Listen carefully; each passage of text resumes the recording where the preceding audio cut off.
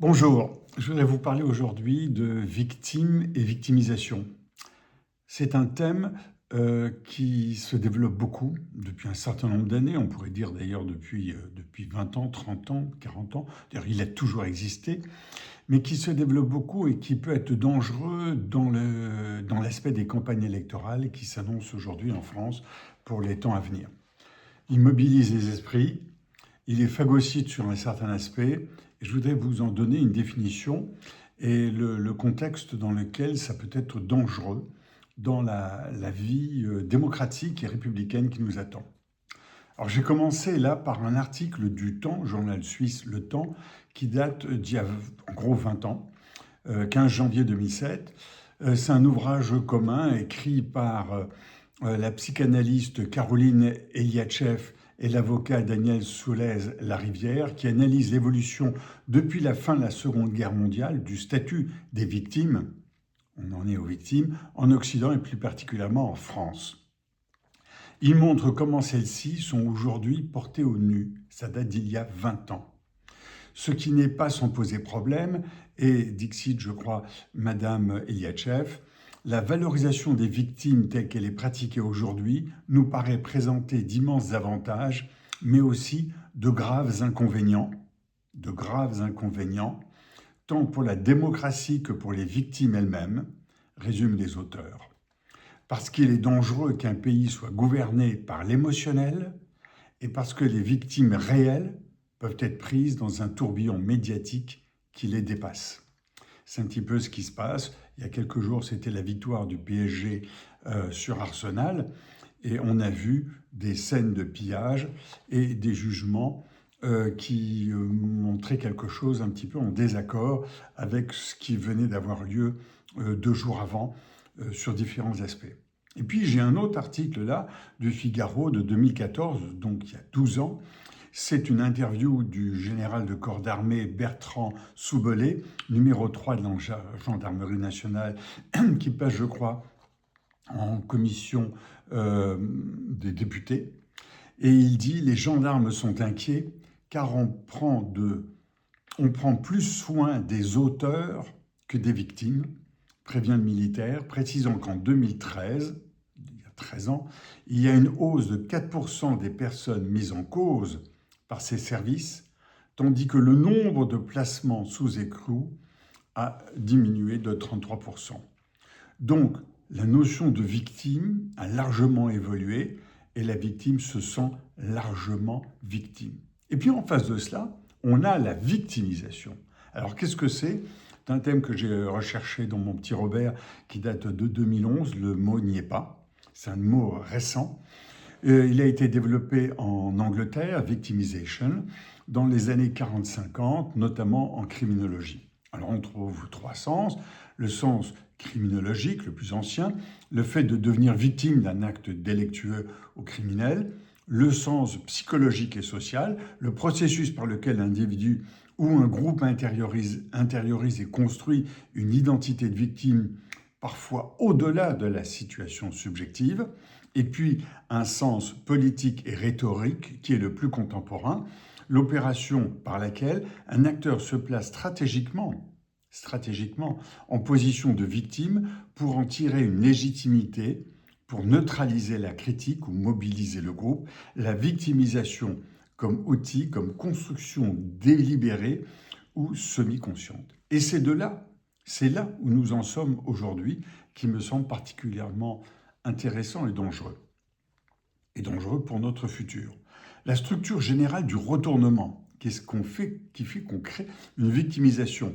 À partir de là, un mécanisme se répète avec une régularité frappante dans tous les domaines, quelle que soit l'idéologie. 1. Je défends une cause, un groupe, une identité. 2. Quiconque la critique m'agresse, me persécute. Il n'y a qu'à voir ce qui se passe sur Twitter ou sur les réseaux sociaux d'une manière générale. 3. Ma résistance, même violente, est donc légitime, parce que je suis victime. Et 4.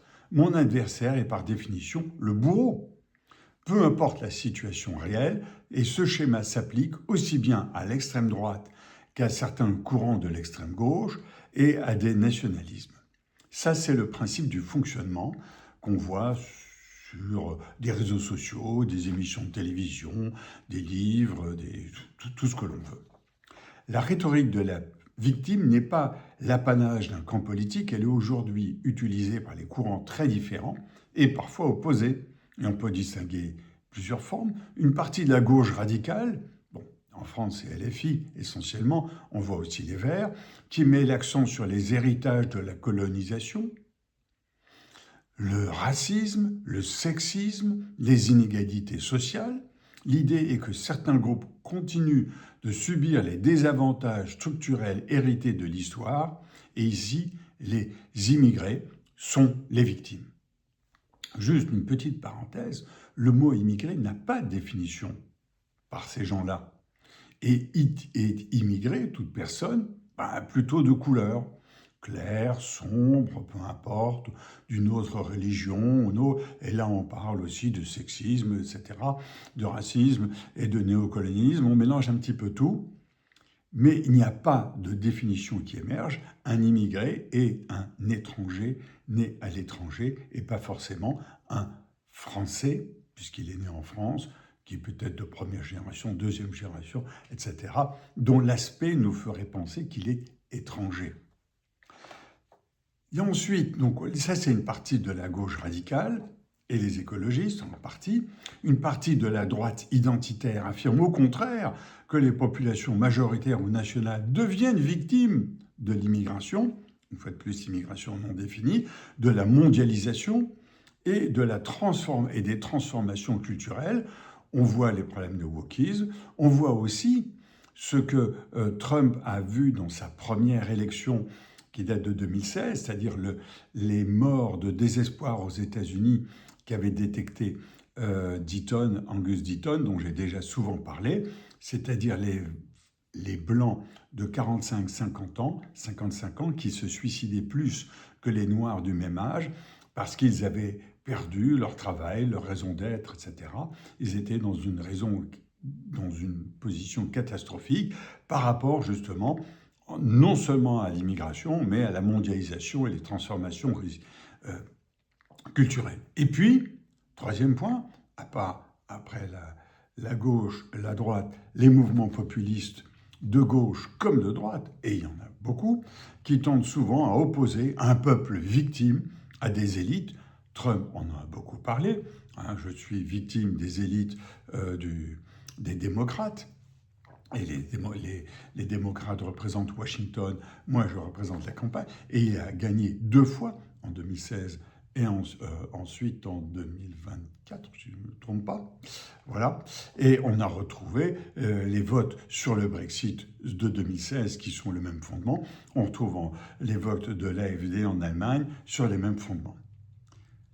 Donc, on est quelque part un petit peu bloqué dans la discussion. La discussion, les échanges portent sur l'immigration, sans définir ce que c'est, qui sont les gens immigrés. C'est l'histoire de Fernand Reynaud et du boulanger.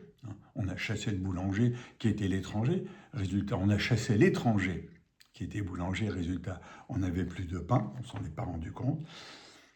Donc, qu'est-ce qu'on fait? Qu'est-ce qu'on vit? Or, c'est une question, à mon sens, qui est centrale, qui est la suivante. Une politique peut-elle se construire durablement sur le seul sentiment d'avoir été lésé? Et on est dans cet échange politique actuellement en France, mais aussi d'autres manières en Italie, en Allemagne, en Grande-Bretagne et dans beaucoup de pays. L'expérience historique suggère que non, il faut l'espérer. La dénonciation d'une injustice est souvent un puissant moteur de mobilisation. On mobilise, mais les mouvements qui s'inscrivent dans la durée finissent généralement par devoir proposer autre chose que la mobilisation contre l'étranger. Il faut un projet économique qui tienne la route. 2, il faut une vision de la société. Ça ne peut pas être simplement en disant toutes les religions ont le droit de s'exprimer de la même manière, quelle que soit l'histoire du pays. Il faut, troisièmement, une conception du bien commun. Qu'est-ce qui nous soutient? Qu'est-ce qui nous soude en tant que pays? Et puis, il faut une promesse d'avenir. Or, les promesses d'avenir ont disparu des campagnes électorales en France depuis 20 ans. 30 ans, on ne parle plus du futur, on ne parle plus du projet. Le mot progrès est banni et on a l'impression que tout ce qui va arriver, ce sont uniquement des catastrophes, alors qu'il faut que l'on s'adapte au monde qui vient, parce que ce monde a des changements. Et sans cela, la politique risque de devenir une compétition entre des récits de victimisation, c'est ce qu'on entend tout le temps, à longueur de journée, où chaque groupe cherche à démontrer qu'il souffre davantage que l'autre. C'est la compétition de la souffrance, quels que soient les chiffres que l'on évalue de n'importe quelle manière. Il s'agit de son opinion à soi qui doit dominer nécessairement celle de l'autre, je l'ai démontré. Cette dynamique peut être efficace électoralement à court terme, mais elle rend plus difficile la construction d'un horizon commun. Comme la campagne électorale pour 2027 est en train de débuter, j'espère que vous aurez l'occasion de revoir ces 4 derniers points. Le projet économique, la vision de la société, une conception du bien commun et une promesse d'avenir. C'est comme ça que l'on devrait aussi se construire dans le futur, dans la prospective. Et il y a beaucoup de signaux faibles qui nous racontent cela. Je repars en plongée, on est au début juin 2026. À bientôt.